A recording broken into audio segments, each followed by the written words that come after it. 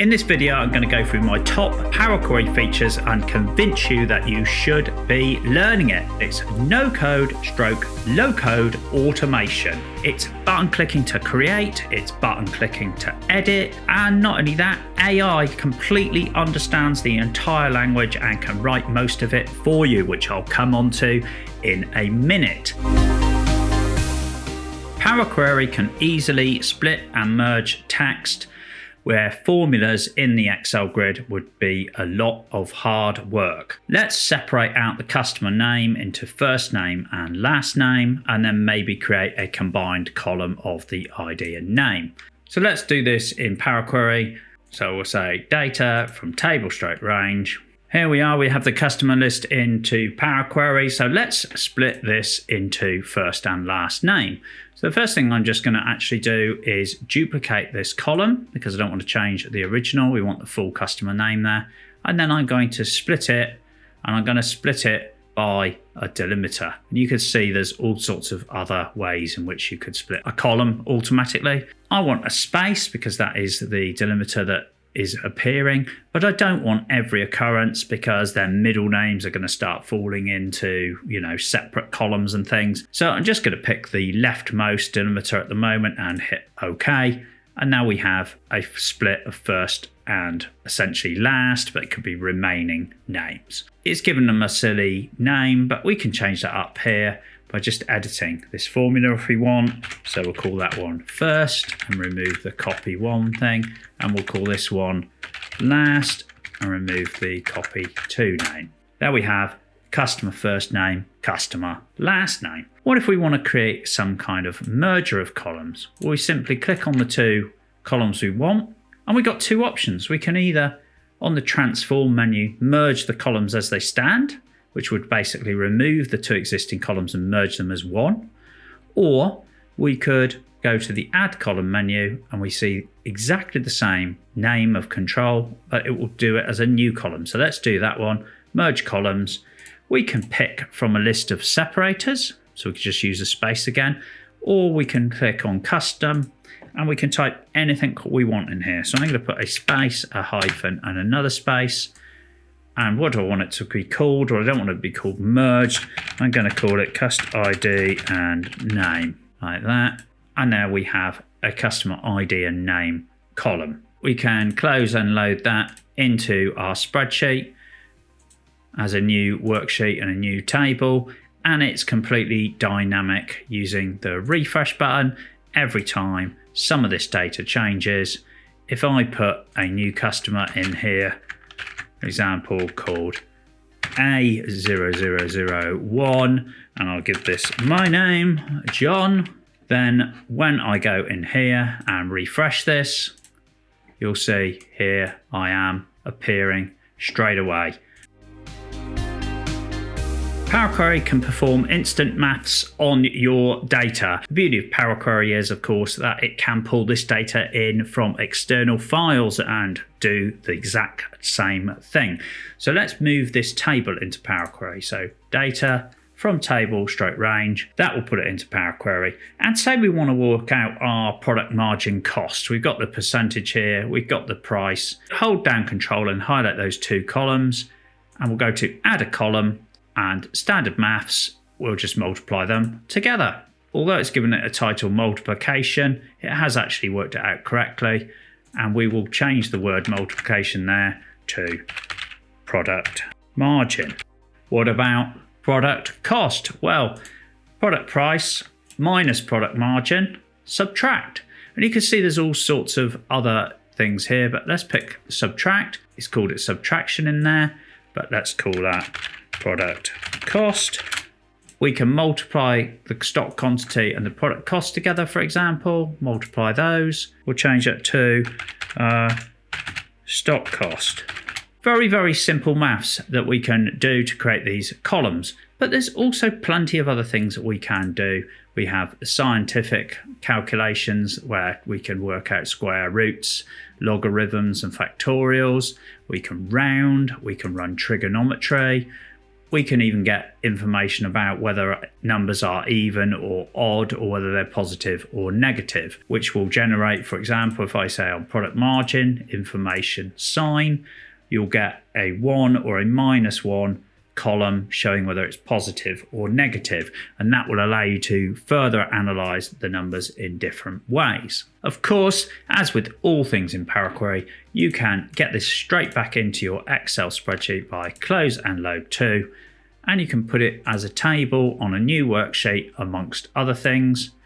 And here's the data, and as soon as I hit the refresh button, this will refresh with anything new that appears in the original table it's linked to. For example, if I change that to 9999999, so we got a bit of an outlier there, and go back on here and refresh it, you can see straight away here that instantly appeared with new numbers at the top.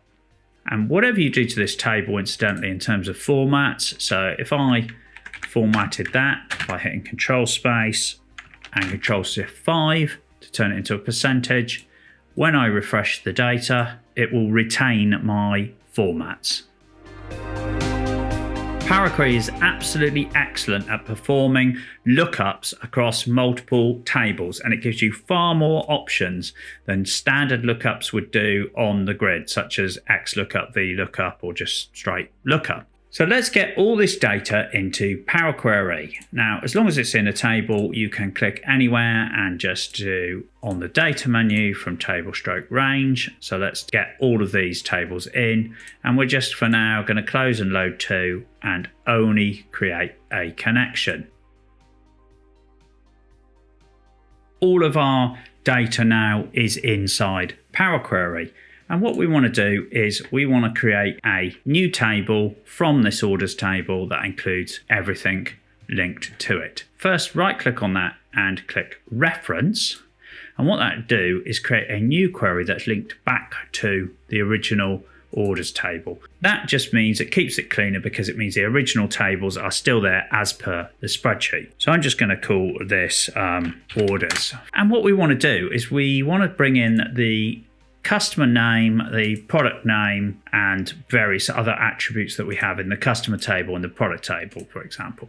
Let's do that. First of all, then, we hit on merge queries, and it brings up our little table here, and we want to say which one do we want to pick from. So the customer table, and we literally just click on the two columns that match like that. And it says, what sort of join do we want? Almost always you'll be using a left outer, which is essentially like a standard lookup inside a spreadsheet. And it says we want everything from the first table and what matches from the second table. Ideal. We'll click OK, and we get this thing that says table. When we click on the word table, you can see what it's matched. And we hit this little expander here, and it says which columns do we want to expand. We've already got customer ID, so all we need is the name and the region, and we don't need a prefix on the column, so we'll untick that. Incidentally, an extra option is that we can use it to count things, or if there was a value column, we'd be able to sum as well. But we'll go for the standard expand and hit OK. You can see now we've got our customer name and region in this orders table. What I'm going to do now is try and find the products that we have no orders for.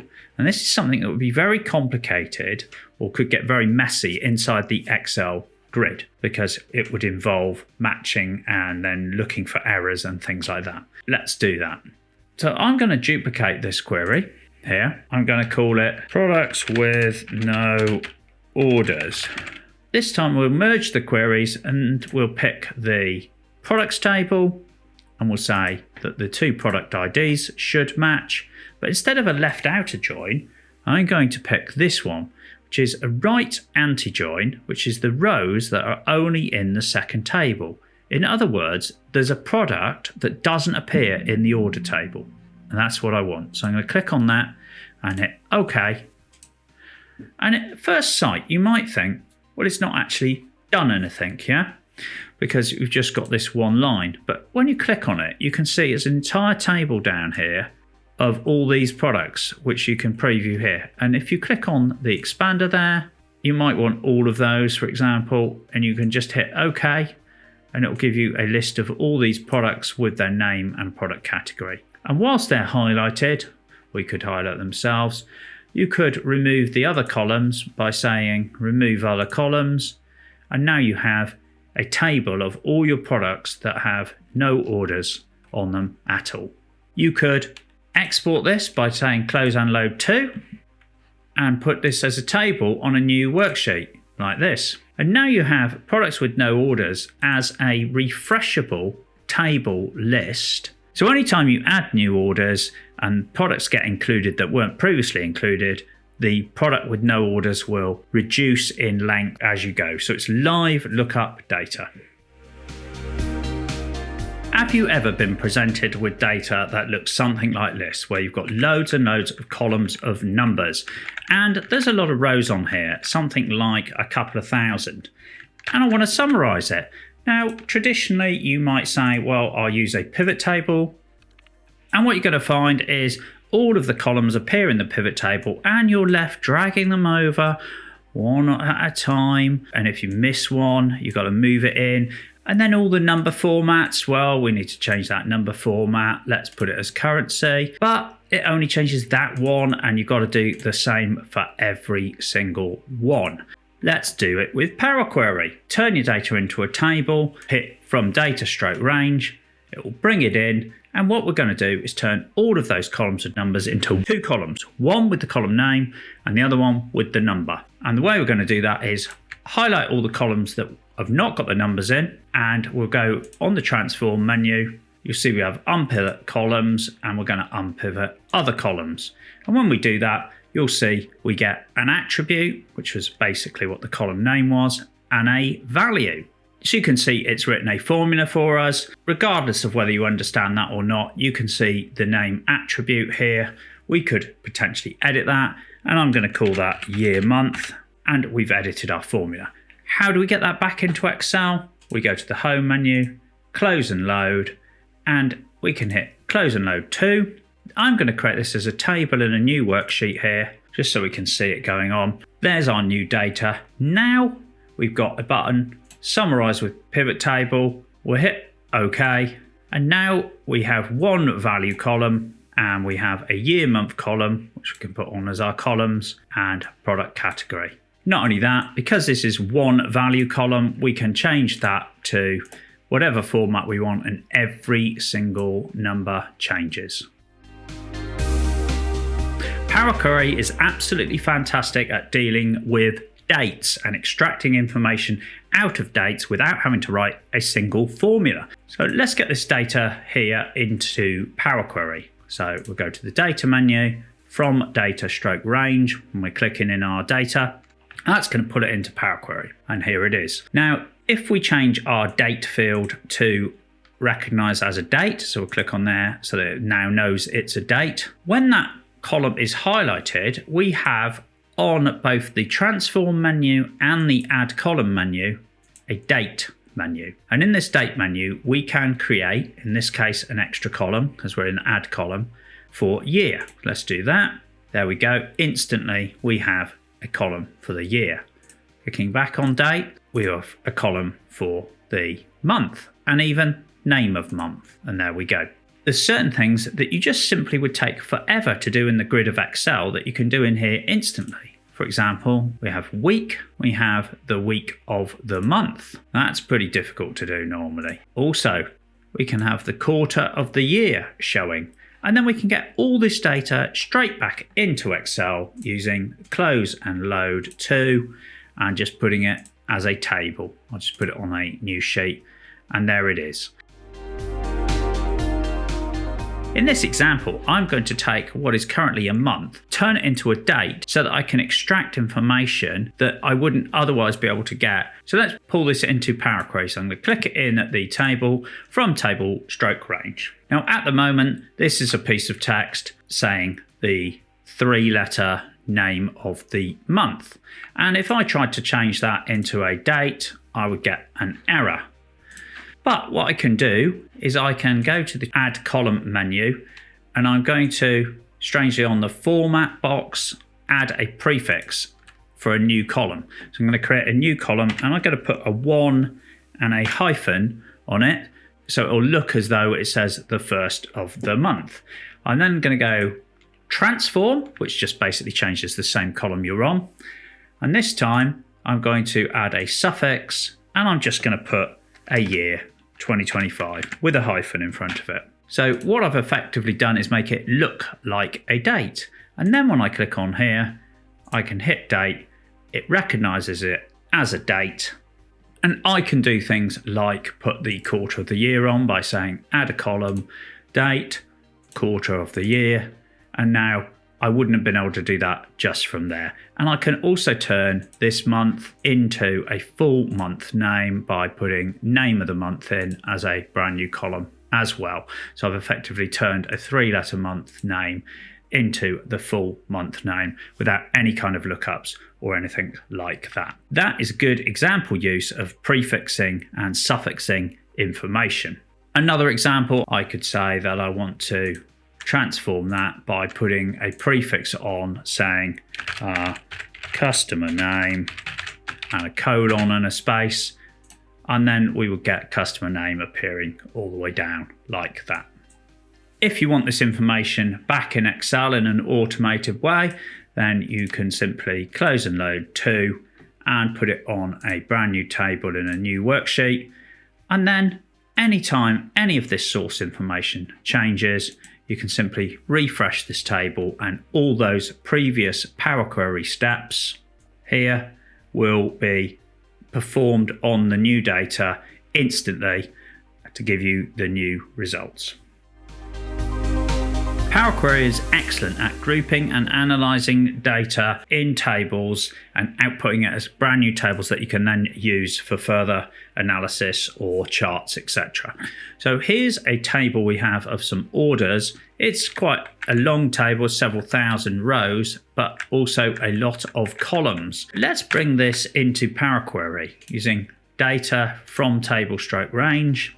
Here's the data in Power Query, and if we wanted to know order value by region, we could just click on region and hit group by. That will jump us into a group by dialog box that says region, and it's defaulted to count the rows, but we could say we want to sum the order value, and we'll call that new column that we're going to create the total order value, and hit OK. And there we have our instant summary. But what if we wanted to add some more detail to that? Well, the beauty of Power Query is we can either amend the formula, which I wouldn't suggest, or we go over here and we click on the cog icon and we're back in our dialog box. And in here, we could go to the advanced version where we can add extra summation. So rather than region just on its own, we could also pick that we want customer segment. So let's just do that. And now you can see we have a total order value by those two things. Again, we'll click back on the cog item. We can also add further aggregations. Let's stick with order value, but this time let's do the average order value. And we can just call it anything we want, but I'll call it average order value, of course, and hit OK. We now have our total and average by region and customer segment. And hopefully you saw on this group by thing here, you could add as many groupings as you want. So we could add in, say, the product category here. We could add completely different aggregates. So we could say that we want the sum of the gross profit, for example, as well. We can change the order of things. So if we want to move up the product category, we can click on the three dots and move it up, for example. So it's the first thing. And we can hit OK. And we have a completely different table here than we started with. As with all queries, you can close and load them to a table in a new worksheet or an existing worksheet, and you'll get your summarized data, which is dynamically linked to the original data. Any changes in this will result in changes to your output query. Okay, moving into some intelligent stuff that Power Query could do. And this is brilliant. Now, if you've ever used flash fill on the Excel grid, this is basically an automated and repeatable version of this, except with the added bonus that it's going to actually create formulas for you as you give it examples of the new column and how you want it to look. So let's give this a try. First off, I want to do something quite simple. Let's get this into Power Query. I want to create a combined field of the customer ID and name. So I know this will be fairly straightforward anyway, but I'm going to use it as the first example. So columns from example, let's just do all columns. And over here, you can see we've got a column 1 and we can just start typing stuff. Let's try this one first, so 0567, and then we'll put in the name. So that's my example there. That's what I want it to look like. I'll hit enter. Brilliant. It appears to have done it straight away. And you can see that it's saying, right, I'm going to give you a formula called transform, which is this formula here. Fairly straightforward. What if I said, actually, I've changed my mind. I want to put like an equal sign there. Yeah, it's done it, and it's automatically changed my formula. So I'll hit OK on that to accept that formula. And here is my new merged column. Merged might not be the best name, so I can change it up in this formula and I can adapt this formula however I see fit. What about something a bit more complex? So we have this ship mode here, and if I click on this filter button, you can see we have things like courier, delivery truck, express and regular air. So what if we wanted to just put land and air? So we want a column that either says land or air. This time, click on that column and say we want that example to come from our selected column. This one then, that's going to be land. This one's going to be air. You can see it started guessing now. It's not got anything for the delivery truck, so let's put in, I pushed F2 there to get in there. So let's just put land on there. Express air, regular air. Oh, express air is coming up land. Let's change that to air. Yeah, that seems to be doing quite well. And you can see the formula it's written. It's basically just written a big long if statement. Let's hit OK on that. And we can see in our drop-down formula what it's done. It's called it custom. Let's just call it land or air instead. And you can see the else is saying give us a null. And instead of null, you might want to say perhaps default to be confirmed or something like that. Now we have our new column by example. The great thing about this, of course, it's completely refreshable with new data. We can put it into our spreadsheet as usual with table, new worksheet here, and any new data that's coming in will be created in these columns by simply refreshing. Another fantastic way to learn and tidy up your Power Queries is using AI chatbots, because they are absolutely brilliant at working with Power Queries. I've got some input tables here that via Power Query create this big output table.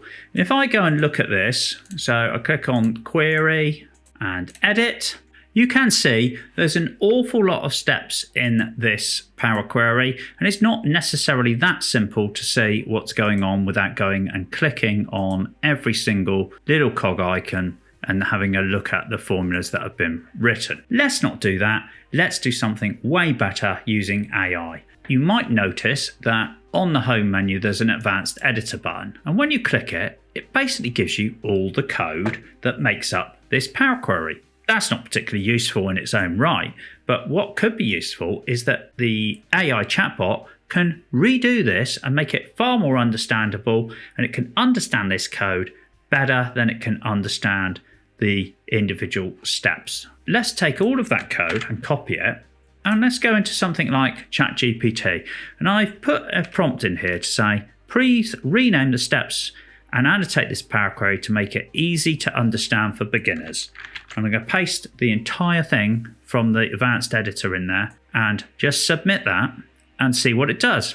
And it's going to go off and it's going to rewrite the Power Query. And you can see the way it's laying it out, it's clearer already. You know, not that you need to necessarily understand the steps, but you can see now that if you did go into that advanced editor, you might stand some kind of hope of actually working out what it's doing. So let's wait for that to finish, and then we're going to put that into our Power Query. One of the things I suggest that you do before you get rid of anything inside here with AI generated content is you duplicate the query and you test it on the duplicate. We're in our duplicated query and we'll go to our advanced editor and we'll just delete all of that because we don't need it. And we're going to go into ChatGPT and find out what it's done. So it's nearly finished and it's actually summarized all of our steps here, which may be useful if you're writing documentation or something too. Let's take a copy of all this code here, copy that back into our advanced editor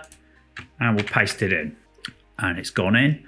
It has not found any errors or anything, so we'll hit done. But it has found an error here. It's found an error on this step here, and we can say go to the error, which is up here. Now we don't need to solve that error at all. All we need to do is copy that error and go back to ChatGPT and say, I have this error. Paste it in, please correct. And it will go and rewrite correcting that error. And it will actually explain as well why it came up with that error. So let's wait for that to finish and then we'll put the new version that it creates in and see how we get on. We've come up with our new code. We now copy that back into the advanced editor here. I'm just going to hit Control A to highlight all of that and Control V to put in our newly pasted content and hit done. We now have an output and it looks exactly the same, I happen to know, as the stuff we wanted, but we have better named steps, but more importantly, under each step, we have a description. So let's pick this one, for example, expanded customer details. It says underneath it, step 4, expand the merged customer table to include customer name and region. Brilliant. Merge with products. Merge the updated orders table with the products table using product ID. Brilliant description. Fantastic. And we also have in our advanced editor, we can look at the code and we got even more information about it in here. But why stop there? There's a couple of things I don't like. For example, these words all merged together. Perhaps we need some sort of spaces or stuff in between them. And maybe this is not a very efficient query in the first place. So let's put in a couple more prompts. So I'm going to put in these two. Is there any way we can make this query more efficient or better? If so, provide the code. Please separate the words in the step names with an underscore. So I'm going to put that straight into Power Query here, paste that in and hit OK, or the submit button. And let's see what it does now. So it's going to remove redundant operations and optimize the Power Query with improved step names, separating words with underscores, which is exactly what I've asked it to do. So let's wait for it to finish and see how it gets on. It's told us now that it's consolidated the steps, and we can see actually we're now down to 8 steps. So let's see if it works, because this is the crux of it. So we'll copy that and we'll go back into our advanced editor, still in our sort of duplicate query here, so that we're not messing anything up. Highlight it all with Control A, paste in our newly finished version. Yeah, I mean, it certainly appears to have worked. You know, we've got a lot less steps over here, so it's looking better already. We've got better looking step names. We've still got the descriptions here going in that are looking good. So yeah, I think that's all looking brilliant. We can now use that here. We can copy all of that and we can move it to our actual real query. So this was our original here. We can paste that in there and hit OK. Reduces that, makes it easier to understand. And we can now just delete that duplicate query that we used for testing it on. Why even stop there? Because perhaps we want to write a document about our entire model, including all the queries in it. And so let's use AI to do that. Got this prompt here. Please write an explanation for a user guide of what this query does, including a summary and an introduction and a step-by-step guide. So let's look at that. Let's put that in and see what happens. So go all the way to the bottom of this. Just put in that prompt there and let's see what happens. So we've got an introduction. Let's just stop that so that we can see what it says. This Power Query is designed to process and transform data from an Excel workbook containing orders. The query consolidates and merges data from various tables such as customer and product information to produce a well-organized and user-friendly output.